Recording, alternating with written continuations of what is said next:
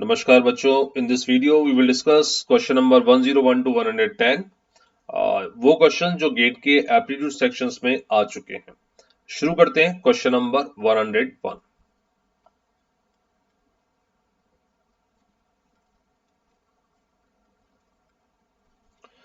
ठीक है भाई, तो ये 2018 का गेट का क्वेश्चन है। Question number 101।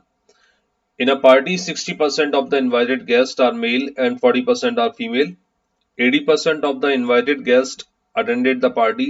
If all the invited females guests are attended, what would be the ratio of the males to female among the attendees in the party? Your options are 2:3, 1:1, 3:2 and 2:1. चलिए check करते हैं फटाफट से। तो मैं assume करता हूं total जो इनवाइटेड गेस्ट थे वो 100 थे। आउट ऑफ 100 मेल कितना पार्ट है बेटा? 60%। So that must be equal to 60, है ना। 100 का 60% 60। देन फीमेल कितना बचा? 40, राइट, ये दिया हुआ है 40%। 80% of the invited guest attended the party. Out of 100 कितने लोगों ने पार्टी अटेंड की है? Attended the party 80%। सो 100 का 80% 80। And if all the invited female guest attended the party, जितने भी फीमेल गेस्ट को इनवाइट किया गया था उन सभी लोगों ने पार्टी अटेंड की है। तो अटेंडेड फीमेल गेस्ट कितनी है? 40। आउट ऑफ 80 40 फीमेल है, तो मेल कितने होंगे बेटा? 40, राइट। तो आपको निकालना है what would be the ratio of the males to female among the attendees in the party. जो मेल और फीमेल अटेंडीज है उनका रेशियो निकालना है पार्टी में। तो मेल कितने थे? 40। फीमेल कितनी थी? 40। तो 40:40, आंसर आ जाएगा 1:1, है ना। Option B is the right answer. Got it. तो ये क्वेश्चन गेट 2018 में आ चुका है। Question number 102, GATE 2018।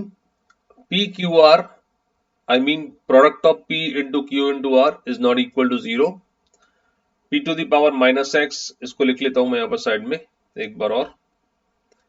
P to the power minus X is equal to 1 upon Q, right?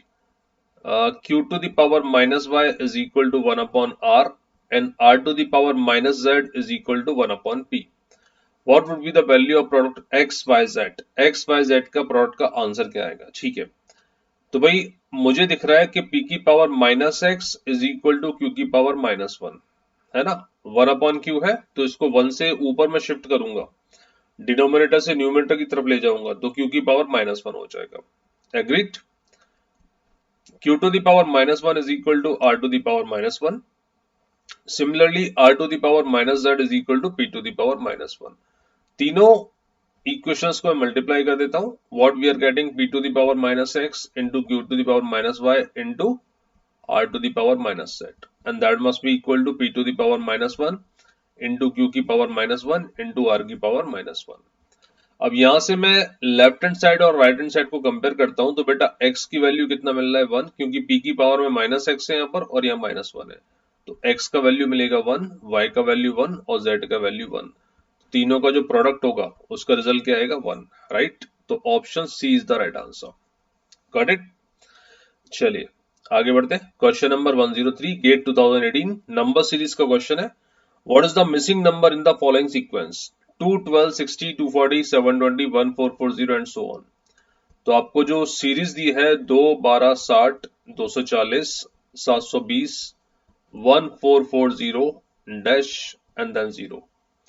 तो यहाँ पैटर्न दिख रहा है आपको, 2 into 6 12, 12 into 5 60, 60 into 4 240, 240 into 3 720, 720 into 2 1440, तो 1440 इंटू 1 आ जाएगा, आंसर आ जाएगा 1440, right. Option B is the right answer. Got it, perfect. Question number 4, what would be the smallest natural number which when divided either by 20 or by 42 or by 76 leaves the remainder 7 in each case? ठीक है, तो इस तरह के questions अगर आते हैं, मतलब वो नंबर जो 20, 42 और 76 तीनों से अलग अलग डिवाइड करने पर 7 रिमाइंडर दे रहा है, ये वो नंबर होगा जो इनके एलसीएम से डिवाइड करने पर भी 7 रिमाइंडर देगा, है ना।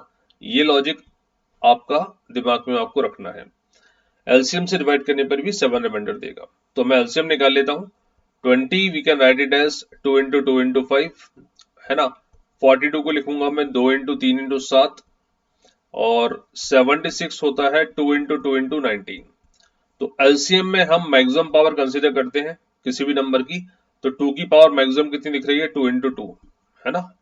और 3 की पावर मैक्सिमम आ रही है 3, 5 की पावर मैक्सिमम आ रही है 5, 7 की 7 आ रही है, 19 की 19 आ रही है। चेक कर लेते हैं, 4 इंटू 5 20, 20 इंटू 3 60, 60 इंटू 7 420 इंटू 19, तो that must be equal to what, 3 carry चला गया, 76 और 3 7980, तो एलसीएम आ गया 7980 और उसमें आपको 7 और ऐड कर देना है, तो answer would be 7987। Got it, perfect. Question number 5, GATE 2018 geometry का एक क्वेश्चन दिख रहा है। The area of a square is d, what is the area of the circle which has the diagonal of the square as its diameter. ठीक है, तो पहले मैं आपको स्क्वायर का एरिया जो होता है वो होता है बेटा side into side, right, area is side into side, और स्क्वायर का जो डायगोनल होता है वो होता है √2 इंटू साइड। ठीक है, तो साइड इनटू साइड के अकॉर्डिंग आपको एरिया दिया है डी, मतलब साइड आ जाएगा आपका, साइड जो होगा वो √d आ जाएगा। इज इट क्लियर, कर लोगे ना। अगर साइड √d है तो बेटा डायगोनल कितना हो जाएगा, √2d, √2 इंटू साइड मतलब √2 into √d, so that is √2d। Circle का ये डायमीटर है, so this is the circle's diameter which is equal to √2d according to the data given. इसका मतलब रेडियस ऑफ द सर्कल क्या हो जाएगा, radius of the circle हो जाएगा √2d अपॉन 2। आपको निकालना है एरिया, तो एरिया हो जाएगा pi into r square, r मतलब 2d आ जाएगा और बॉटम में आ जाएगा 4, है ना, आर स्क्वायर करने पर। So what we are getting, pi d upon 2, option D is the right answer. ठीक है, चलिए शाबाश, आगे बढ़ते हैं। Question number 6, GATE 2018, a dash investigation can sometimes yield new facts but typically organized ones are more successful। ठीक है, the word that best fills the blank in the above sentence, meandering, timely, consistent, systematic। देखो यहां पर लिखा हुआ है a dash investigation sometimes yield new facts but typically organized ones are more successful। जो organized ones होते हैं वो ज्यादा सक्सेसफुल होते हैं, तो टाइमली, कंसिस्टेंट और सिस्टमेटिक का मतलब ही ऑर्गेनाइज्ड है, तो हम यहाँ पुट करेंगे मींडरिंग। मींडरिंग का मतलब होता है non systematic, right, not systematic, तो option A is the right answer. A meandering investigation can sometimes yield new facts but typically organized ones are more successful, तो option is the right answer। Got it? चलिए आगे बढ़ते हैं। Question number 107, GATE 2018 again. From where are they bringing their books, dash, bringing dash books from dash। Okay, the word that best fills the blanks in the above sentence are there। Okay, ठीक है, use कैसे करना है वो आपको check करना है, तो this blank should be there, THEIR, sorry, they are bringing, they are, तो दे आर ऑप्शन बी हो सकता है, ऑप्शन डी हो सकता है ना, दे आर के हिसाब से option B and option D. They are bringing their books, THEIR, तो THEIR बी में दिया है, डी में नहीं दिया है, और यहां पर आएगा there, they are bringing from there. ठीक है, तो option B is the right answer. Common sense का क्वेश्चन है, गेट 2018 में आ चुका है, belongs to verbal ability. Question number 8, GATE 2017, there are 3 red socks, 4 green socks and 3 blue socks. You have to choose 2 socks, the probability that they are of the same colour. ठीक है, same colour के होने चाहिए ना, तो probability होती है आपका favourable outcome upon total number of outcome, right. Colour should be same, तो कलर या तो रेड होगा तो इट शुड बी 3C2, 3 में से 2 सेलेक्ट कर रहा हूं मैं सॉक्स, या फिर यह लगता है प्लस 4 में से 2 सेलेक्ट करूंगा, या फिर ब्लू 3 में से 2 सेलेक्ट करूंगा। ये 3 वाला रेड के लिए, ये ग्रीन के लिए, ये ब्लू के लिए, और का केस आएगा इसलिए प्लस लगाया है। Total out of overall socks कितने हैं, 10, 10 में से मैं 2 सेलेक्ट कर रहा हूं, तो ये मेरा टोटल आउटकम हो गया। भाई 3C2 आप निकालोगे, मैं आपको बता दूं एनसीआर का जो फॉर्मूला होता है वो होता है n factorial upon r factorial into n minus r factorial. तो इसको आप सॉल्व करेंगे तो 3c2 वुड बी 3 आ जाएगा, 4c2 would be 6 and 3c2 would be 3 out of 10c2 आ जाएगा 10 into 9 90 upon 2 मतलब 45. So what we are getting is 12 upon 45. तो probability is 12 upon 45 और थोड़ा सिंप्लीफाई करते हैं तो 12 upon 45 आ जाएगा आपका 4/15 4/15 इज द आंसर. ठीक है, चलिए gate 2017 question number 109. A test has 20 questions worth 100 marks in total. There are two types of questions, multiple choice questions that are worth 3 marks each and ऐसे questions 11 marks each. तो 3 number का तो आपका multiple choice है और 11 number का आपका ऐसे राइटिंग है, टोटल हो गया 100 marks. How many multiple choice questions does the exam have? ठीक है, तो मल्टीपल आप चाहो तो इक्वेशन लगा लो, मैं ऑप्शंस चेक कर रहा हूँ. इक्वेशन कैसे बनाओगे आप? मल्टीपल चॉइस प्लस ऐसे राइटिंग इज इक्वल टू 20 और एक इक्वेशन ये दी गई 3 times of multiple choice plus 11 of ऐसे इज इक्वल टू 100. सॉल्व करके आंसर आ जाएगा, सिंपल क्वेश्चन है.